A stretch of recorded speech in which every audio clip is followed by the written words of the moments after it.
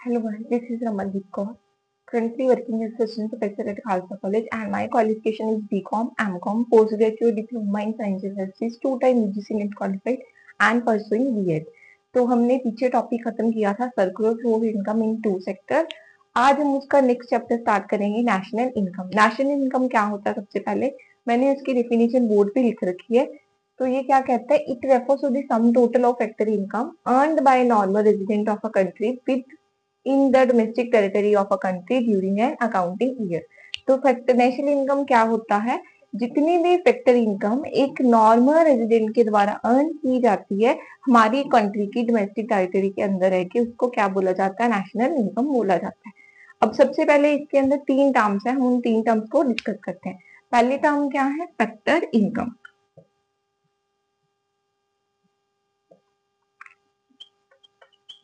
जैसे मैंने आपको सर्कुलर फ्लो ऑफ इनकम में पढ़ाया था कि हम लोग क्या है? हाउस होल्ड क्या करता है? फैक्टर सर्विसेज रेंडर करता है फर्म्स को। उसके बदले में वो हमें क्या देते हैं? पैसे देते हैं। वो पैसे किसकी फॉर्म में देते थे? फैक्टर इनकम पेमेंट की फॉर्म में देते थे। वो पेमेंट क्या होती थी? रेंट की फॉर्म में, वेजेस की फॉर्म में, इंटरेस्ट की फॉर्म में और प्रॉफिट की फॉर्म में दिया करते थे। उनके लिए वो फैक्टर पेमेंट होती थी, हमारे लिए क्या होती थी? Factor income. तो फैक्टर इनकम क्या है? जो हाउस होल्ड अर्न करता है by renting their production of factor production services in form of rent, wages, profit and interest. I am clear to everyone. Next हमारा टॉपिक है इसके अंदर नॉर्मल रेजिडेंट। नॉर्मल रेजिडेंट कौन होता है?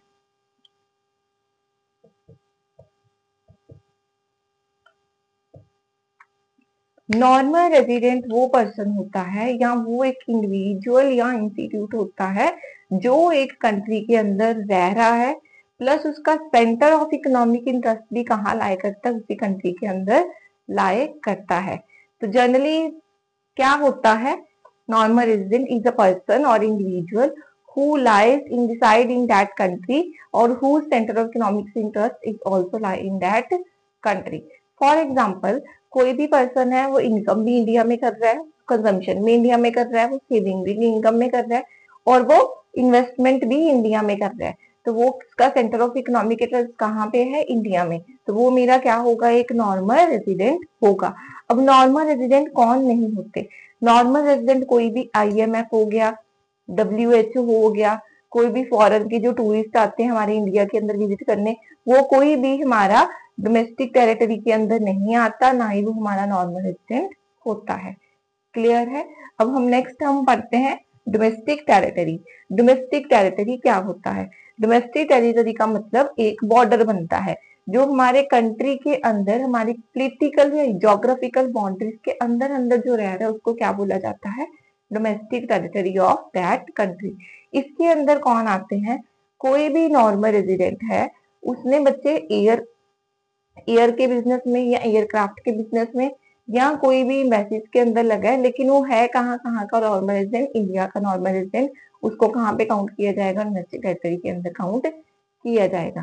थर्ड हमारा फोर्थ क्लास टर्म है transfer income. Transfer income क्या होता है? ट्रांसफर इनकम वो इनकम होती है जो यूनिलेटरल और वन साइडेड इनकम होती है। वन साइडेड इनकम कौन सी होती है? जो हमें गिफ्ट की फॉर्म में, डोनेशन की फॉर्म में मिलती है, उसको क्या बोला जाता है? ट्रांसफर और यूनिलेटरल इनकम बोला जाता है। क्लियर है? आज हमने 4 टर्म सीखी अभी तक। पहली टर्म क्या थी? Factor income. फैक्टर इनकम क्या होता है? जो एक फैक्टर सर्विसेज प्रोवाइड करने के बाद हम अर्न करते हैं उसको क्या बोला जाता है? Factor income. किसकी फॉर्म में होती है? वेजेस की फॉर्म में होती है, रेंट की फॉर्म में, इंटरेस्ट की फॉर्म में एंड प्रॉफिट की फॉर्म में होती है। नॉर्मल रेजिडेंट वो पर्सन होता है जो कंट्री के अंदर रह रहा है, प्लस उसका सेंटर ऑफ इकोनॉमिक इंटरेस्ट कहाँ पे भी है? उसी कंट्री के अंदर है। थर्ड वन मैंने आपको करवाया डोमेस्टिक टेरिटरी। डोमेस्टिक टेरिटरी का मतलब वो है वो पर्सन जो हमारी ज्योग्राफिकल और पॉलिटिकल बाउंड्रीज के अंदर अंदर रह रहा है। फोर्थ पॉइंट आपको करवाया ट्रांसफर इनकम। ट्रांसफर इनकम कौन सी इनकम होती है? जो unilateral and one sided income होती है, जो हमें स्कॉलरशिप की फॉर्म में, डोनेशन की फॉर्म में, चैरिटी की फॉर्म में मिलती है। यहाँ तक आई होप सबको क्लियर है। इसके बाद हमारा नेक्स्ट टॉपिक है आज का टाइप्स ऑफ गुड्स। अभी हमने पढ़ा नेशनल इनकम का मीनिंग, अब हम पढ़ेंगे टाइप्स ऑफ गुड्स। तो गुड्स हमारे पास कितनी तरह की होती है? एक होती है फाइनल गुड्स। फाइनल गुड्स क्या होती हैं? वो गुड्स होती हैं जो डायरेक्टली हम कंज्यूम करते हैं, जो कस्टमर की सेटिस्फेक्शन को क्या करती है, फुलफिल करती है, उसको बोला जाता है फाइनल गुड्स। फॉर एग्जाम्पल, मैं एक कस्टमर हूँ, अगर मैंने क्लोथ बाय की तो क्लोथ मेरे लिए क्या है, फाइनल गुड्स, क्योंकि वो डायरेक्टली मेरी नीड्स को क्या करेगी, सेटिस्फाई करेगी। तो ये क्या होते हैं, रेडी फॉर यूज। देन है इंटरमीडिएट गुड्स। इंटरमीडिएट गुड्स वो होती हैं जो डायरेक्टली, जिन्होंने बॉर्डर क्रॉस नहीं किया होता का, प्रोडक्शन फेज का, कि वो गुड्स होती हैं या तो फर्दर रीसेल के लिए यूज होती है, या ये किसके लिए यूज होते हैं, आगे प्रोडक्शन करने के लिए यूज की जाती है, उसको क्या बोला जाता है, इंटरमीडिएट गुड्स। तो दो गुड्स पढ़ाई हैं मैंने, final goods and intermediate goods. Intermediate goods वो होती हैं जो डायरेक्टली मेरी नीड्स को सेटिस्फाई करती हैं, और वो गुड्स जिन्होंने प्रोडक्शन बाउंड्री को क्रॉस कर लिया हुआ है, उसको फाइनल गुड बोलते हैं। इंटरमीडिएट गुड्स वो होती हैं जिन्होंने प्रोडक्शन बाउंड्री को क्रॉस नहीं किया है अभी तक, और ये गुड्स रीसेल पर्पज के लिए यूज होती हैं, या इन गुड्स को हम क्या करते हैं, कहीं ना कहीं प्रोडक्शन के लिए यूज करते हैं। तो जनरली क्या कहते हैं, value is still to be added to those goods. इन गुड्स के अंदर कहीं ना कहीं वैल्यू ऐड होती है, क्योंकि अगर मैंने मिल्क की एग्जांपल लेती हूँ, तो मिल्क मैंने अगर कंज्यूम किया तो मेरे लिए फाइनल गुड है। मिल्क अगर बेकरी वाले ने यूज किया ब्रेड बनाने के लिए, बिस्किट बनाने के लिए, उसके लिए वो क्या है, इंटरमीडिएट गुड है। I am clear to everyone.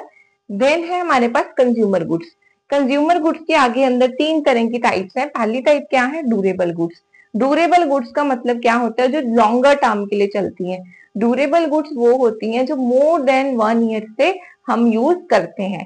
For example, मैंने कार बाय की, कार मेरी 1 साल में खराब नहीं होती, कार क्या है, मेरी ड्यूरेबल गुड्स है। वॉशिंग मशीन, हमारे घर पे बहुत सारे ऐसे एसेट्स होते हैं जो लॉन्गर पीरियड के लिए चलते हैं, वो सारी कौन सी गुड्स होती हैं, ड्यूरेबल गुड्स होती हैं।